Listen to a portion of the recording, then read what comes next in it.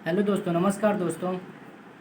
आज के इस वीडियो में एलएलबी के 25 ऑब्जेक्टिव क्वेश्चंस हैं और ये 25 ऑब्जेक्टिव क्वेश्चंस आप तैयार कर लेना। और जो भी ये क्वेश्चंस हैं 25 बहुत ही इम्पोर्टेंट हैं और भारतीय दंड संहिता में ये क्वेश्चंस पूछे जा सकते हैं। ये आपके पेपर 4 में जो कल है आपका पेपर, ठीक है, तो इस पेपर में आ सकते हैं ये क्वेश्चंस। तो इन क्वेश्चन को देख लीजिएगा आप, ईजी हैं, तैयार हो जाएंगे, कोई दिक्कत नहीं है। और जितना आप पहले से तैयार किए हैं बहुत ही अच्छी बात है, लेकिन इन क्वेश्चंस को आप ध्यान से देख लीजिए एक बार, ठीक है। और एक बार जब कल एग्ज़ाम देने जाना तो जब सुबह सुबह उठना 4 बजे, तो एक बार दोहरा लेना, ठीक है, वीडियो, तो आपको तैयार हो जाएंगे फिर, ठीक है। तो ये पेपर 4 बहुत ही इम्पोर्टेंट है, आईपीसी इंडियन पेनल कोड अपना, ठीक है। लॉ ऑफ क्राइम्स फर्स्ट है ये, अभी आगे हम सेकेंड सेमेस्टर में पढ़ेंगे। आगे भारतीय दंड संहिता से रिलेटेड और सीआरपीसी भी पढ़ने को मिलेगा, ठीक है। तो चलिए बात करते हैं मेन पॉइंट पे, क्वेश्चंस की बात करते हैं, ठीक है। तो 25 ऑब्जेक्टिव क्वेश्चंस है और इन ऑब्जेक्टिव क्वेश्चंस को आप तैयार कर लेना, ठीक है। 25 ऑब्जेक्टिव क्वेश्चंस है इसमें, ठीक है। एलएलबी फर्स्ट सेमेस्टर के स्टूडेंट्स के लिए है ये वीडियो। तो वीडियो को स्किप मत करिएगा, वीडियो को पूरा देखिएगा। आप लोग वीडियो पूरा नहीं देखते हैं तो कृपया आप लोग पूरा वीडियो देखें और क्वेश्चंस को तैयार कर लें। और वीडियो को लाइक नहीं करते आप लोग, प्लीज़ लाइक कर दीजिए वीडियो को। और अगर आपने चैनल सब्सक्राइब नहीं किया तो प्लीज़ सब्सक्राइब करिएगा चैनल को हमारे, और ज़्यादा से ज़्यादा आप शेयर करें इस वीडियो को, ठीक है। धन्यवाद दोस्तों। चलिए बात करते हैं पहले नंबर क्वेश्चन पे। पहला नंबर क्वेश्चन है कि विश्वास करने का कारण किस धारा में परिभाषित है। तो ए विकल्प क्या कह रहा है 25, बी विकल्प कह रहा है 24, सी विकल्प कह रहा है 26 और डी विकल्प कह रहा है 23। तो भाई विश्वास करने का कारण किस धारा में परिभाषित है, तो आपका सी विकल्प सही होगा। धारा 26 में विश्वास करने के कारण को परिभाषित किया गया है। किस धारा में? धारा 26, मतलब आपका सी विकल्प बिल्कुल सही है। सेकंड नंबर क्वेश्चन की बात करते हैं। सेकंड नंबर क्वेश्चन क्या कहता है कि कूटकरण से संबंधित धारा है। धारा पूछा गया है और धारा आप तैयार हो जाएंगे आपके, बस आप ध्यान से देखिएगा और ध्यान से सुनिएगा हमारी बात को, ठीक है। कूटकरण से संबंधित धारा है, तो सही विकल्प आपका ए होगा इसमें। कूटकरण जो है वो धारा 28 से संबंधित है, ठीक है। 28 से संबंधित है। कौन सी सेक्शन? 28 सेक्शन है आपका, ठीक है। तो कूटकरण से संबंधित धारा है। कौन सा विकल्प सही है? ए विकल्प आपका, मतलब ए विकल्प सही है दूसरा में, ठीक है। बात करते हैं तीसरे नंबर क्वेश्चन की। तीसरा नंबर क्वेश्चन कहता है कि भारतीय दंड संहिता की धारा 84 निम्न में से किस पर आधारित है। धारा 84 जो है वो किस पर आधारित है? नीचे दिए गए हैं 4 विकल्प, इसमें आपका बी विकल्प सही है, मैकनाटन का नियम है, ठीक है, जो कि धारा 84 पर आधारित है, मैकनाटन का नियम, ठीक है। तो तीसरे नंबर का बी, आपका तीसरे नंबर का बी विकल्प सही है। भारतीय दंड संहिता की धारा 84 जो है वो मैकनाटन का नियम पर आधारित है। किस पर आधारित है? धारा 84 मैकनाटन का नियम पर आधारित है। आपका बी विकल्प यहाँ पर सही होगा। चौथे नंबर क्वेश्चन की बात करेंगे कि भारतीय दंड संहिता की धारा 87 के अधीन कोई व्यक्ति एक वैध सम्मति देने के लिए सक्षम है, ठीक है।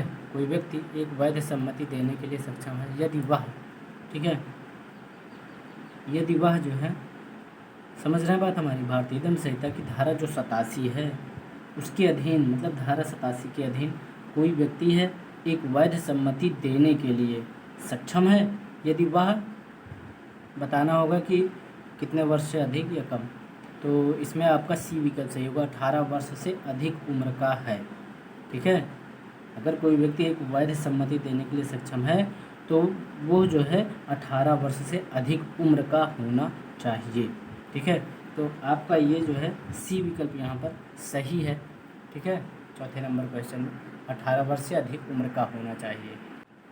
अब आगे बात करेंगे 5वें नंबर क्वेश्चन की। 5वां नंबर क्वेश्चन में कहा गया है कि इलेक्ट्रॉनिक अभिलेख से संबंधित धारा कौन सी है। इलेक्ट्रॉनिक अभिलेख से संबंधित धारा कौन सी है। तो आपका यहाँ पे बी विकल्प सही होगा। 29 का 29 का जो है ये जो है आपका इलेक्ट्रॉनिक अभिलेख से संबंधित धारा है। क्वेश्चन 6वां कह रहा है कि भैया भारतीय दंड संहिता की धारा 30 किससे संबंधित है। जो धारा 30 है भारतीय दंड संहिता की धारा 30 वो किससे संबंधित है। तो धारा 30 जो है वो मूल्यवान प्रतिभूति से संबंधित है। ए विकल्प आपका सही है यहाँ पे।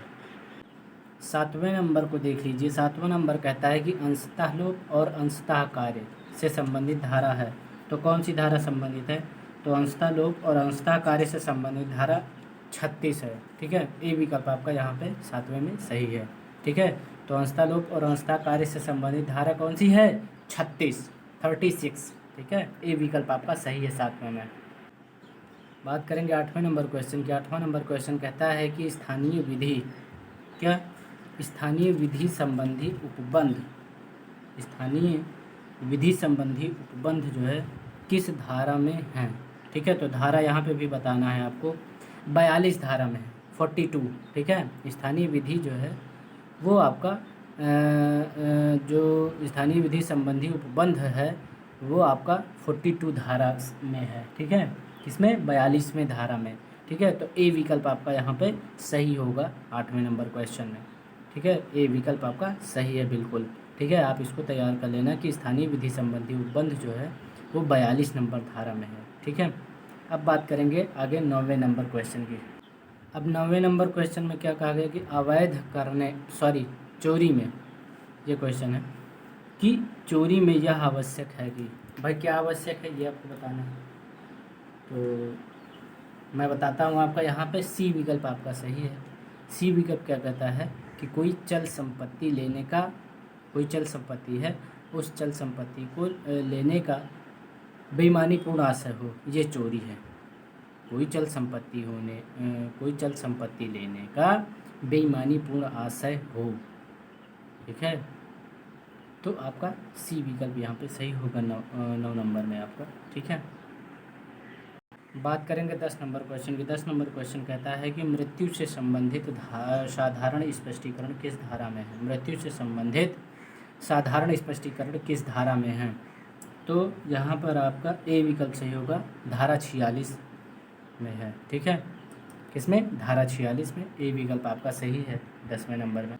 बात करेंगे हम 11 नंबर क्वेश्चन की। 11 नंबर क्वेश्चन कहता है कि भारतीय दंड संहिता में सद्भाव शब्द परिभाषित है। तो सद्भाव शब्द जो है वो किस धारा में परिभाषित। तो धारा 52 में।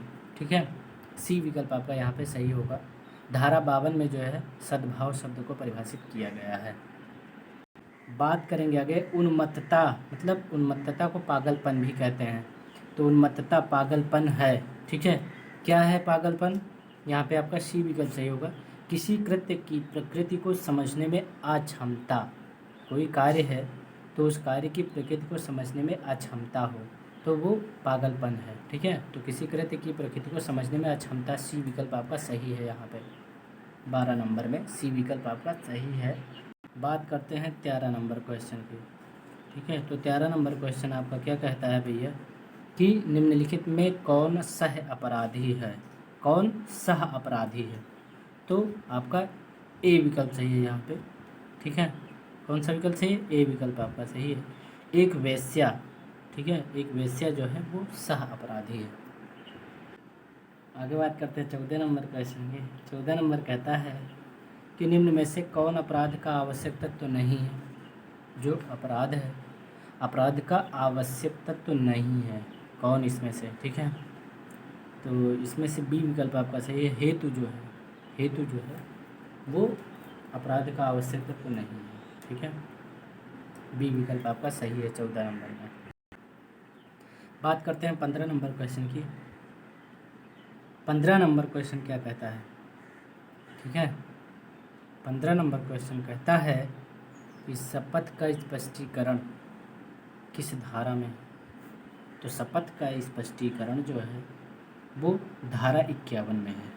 ठीक है, आपका सी विकल्प यहाँ पे सही होगा। शपथ का स्पष्टीकरण धारा 51 में है। ठीक है, तो सी विकल्प आप। कौन सा धारा अपराध को स्पष्ट करती है, ये भी बताना है। मतलब कौन सी धारा जो है आपको स्पष्ट करती है, ठीक है, ये बताना है। तो अभी तक क्या था, स्पष्टीकरण के लिए था। ठीक है, अब ये पूछा गया कि कौन सी धारा जो है अपराध को स्पष्ट करती है। ठीक है, कौन सी धारा जो है, कौन सा ऐसा सेक्शन है जो अपराध को स्पष्ट करती है, तो आपको बताना है। ए विकल्प आपका सही है। यहाँ पे धारा 40 जो है वो अपराध को स्पष्ट करती है। ए विकल्प आपका सही है, लिख लीजिए, तैयार कर लीजिए। 17 नंबर क्वेश्चन में कहा गया है कि धारा 52 का किससे संबंधित है। अब आपको बताना इसमें सही विकल्प। धारा 52 का किससे संबंधित है। धारा 52 जो है वो आपका जो है संश्रय से संबंधित है। ए विकल्प आपका सही है। यहाँ पे धारा 52 का संश्रय से संबंधित है। ठीक है, तो आपका ए विकल्प 17 नंबर में सही है। 18 नंबर की बात करें तो ज्ञान और बनाम राज्य का वाद संबंधित है। ज्ञान और बनाम जो है पंजाब राज्य का वाद संबंधित है। ठीक है, ये इसमें जो है पंजाब छूट गया है। ठीक है, सॉरी इसके लिए, क्योंकि पंजाब राज्य है ना, तो राज्य का नाम भी लिखा हुआ था साथ में। ज्ञान और बनाम पंजाब राज्य का वाद संबंधित है। ये पंजाब राज्य का वाद है। ठीक है, ज्ञान और बनाम, तो ज्ञान और बनाम, ध्यान से सुनिएगा हमारी बात को। राज्य के आगे पंजाब भी लिखा हुआ था, मैंने जो है मिस्टेक कर दिया, नहीं लिखा, तो इसके लिए सॉरी। ठीक है, तो ध्यान से सुनिएगा हमारी बात को। तो ज्ञान और बनाम पंजाब राज्य का वाद संबंधित है। ये पंजाब राज्य का वाद है। ठीक है, ज्ञान और बनाम सॉरी, ज्ञान और बनाम, हाँ, ज्ञान और बनाम पंजाब राज्य का वाद संबंधित है। तो किस चीज़ से संबंधित है ये बताना है आपको। तो ये आपका डी विकल्प सही है। यहाँ पे आत्महत्या करने के प्रयत्न से संबंधित है। आत्महत्या करने के प्रयत्न से संबंधित है, डी विकल्प सही है। 19 नंबर में कहा गया है कि दंडों के विषय में उपबंध किसमें किया गया है। दंडों के विषय में उपबंध किसमें किया गया है। अध्याय 3 में किया गया है। ए विकल्प आपका सही है यहाँ पे। अब धारा 20 क्या कहती है। धारा 20 कहती है धारा 53 का में जो है, सॉरी, क्वेश्चन नंबर 20 है आपका। ठीक है, धारा 53 का में क्या उपबंधित है, ये बताना है आपको कि धारा 53 में क्या उपबंधित है। तो आपका यहाँ पे ए विकल्प सही है। निर्वासन के प्रति निर्देश का अर्थ लगाना। निर्वासन के प्रति निर्देश का अर्थ लगाना, ए विकल्प आपका सही है। धारा 53 का में क्या उपबंधित है, तो निर्वासन के प्रति निर्देश का अर्थ लगाना, ए विकल्प आपका सही है यहाँ पे। अब बात करेंगे 21 नंबर क्वेश्चन की। 21 नंबर क्वेश्चन कहता है कि समुचित सरकार, क्या समुचित सरकार जो है, समुचित सरकार की परिभाषा किस धारा में दी गई है, तो 55 का में दी गई है। किसमें, 55 का में दी गई है। ठीक है, तो ए विकल्प आपका सही है। अब आगे बात करते हैं 22 नंबर क्वेश्चन। तो 22 नंबर क्वेश्चन कहता है मृत्यु दंडादेश का लघुकरण से संबंधित उपबंध किस धारा में है। जो मृत्यु दंडादेश होता है, उस मृत्यु दंडादेश का लघुकरण से संबंधित उपबंध किस धारा में है, तो धारा 54 में है ये। ठीक है, ए विकल्प आपका सही है 22 में भी। 23 नंबर क्वेश्चन की अगर बात करें तो 23 नंबर क्वेश्चन में क्या कहता है कि 6 व्यक्तियों, ठीक है, 6 व्यक्तियों ने एक व्यक्ति की हत्या कर दी, परंतु केवल 4 व्यक्ति ही गिरफ्तार किए गए। 4 ही गिरफ्तार किए गए, 2 भाग गए होंगे। ठीक है, तो 4 गिरफ्तार किए गए, तो उनके संबंध में बताना है। यहाँ पे 4 विकल्प दिए गए हैं, कौन सा विकल्प सही होगा आपका, ए विकल्प सही होगा। यहाँ पे वे भारतीय दंड संहिता की धारा 302/149 में दोषी ठहराए जा सकते हैं। ठीक है, 302/149 में दोषी ठहराए जा सकते हैं, ए विकल्प आपका सही होगा यहाँ पे 23। अब बात करते हैं 24 नंबर क्वेश्चन की। 24 नंबर क्वेश्चन कहता है कि मूल्यवान प्रतिभूति की परिभाषा से संबंधित धारा है। तो यहाँ पे धारा 30 जो है वो मूल्यवान प्रतिभूति की परिभाषा से संबंधित धारा है। ठीक है, ए विकल्प आपका सही होगा, धारा 30। 25 नंबर क्वेश्चन इंपॉर्टेंट है। 25 नंबर क्वेश्चन क्या कहता है कि संजय एवं अन्य बनाम उत्तर प्रदेश राज्य 2016 एक इलाक्री जा 108 AC का वाद किस धारा पर आधारित है। तो किस वाद का वाद जो है संजय एवं अन्य बनाम उत्तर प्रदेश राज्य का जो है, ठीक है, का वाद जो है किस धारा पर आधारित है।